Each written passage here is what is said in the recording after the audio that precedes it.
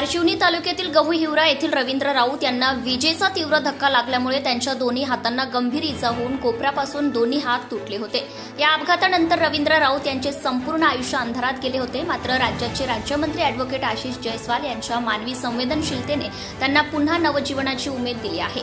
Advocate Jaiswal यांनी वैयक्तिक पुढाकार घेत रवींद्र राऊत यांना आधुनिक तंत्रज्ञानावर आधारित सिंथेटिक कृत्रिम हात यशस्वीपणे बसवण्यात आले। यावेळी रवींद्र राऊत यांनी आपल्या कुटुंबासह मंत्री जयस्वाल यांची भेट घेऊन त्यांच्या या अमूल्य मदतीबद्दल आभार मानले।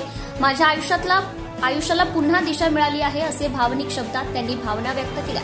या सामाजिक उपक्रमामुळे अॅडव्होकेट आशिष जयस्वाल यांच्या कार्याची सर्वत्र प्रशंसा होत असून अशा संवेदनशील लोकप्रतिनिधींमुळेच समाजात माणुसकी जिवंत असल्याचं चित्र दिसून येत आहे। जनता टाइम्स चा टीव्ही चॅनलसाठी नागपूर जिल्हा प्रतिनिधी Pradeep Raut Bhiwapur. Subscribe now and press the bell icon. Never miss an update.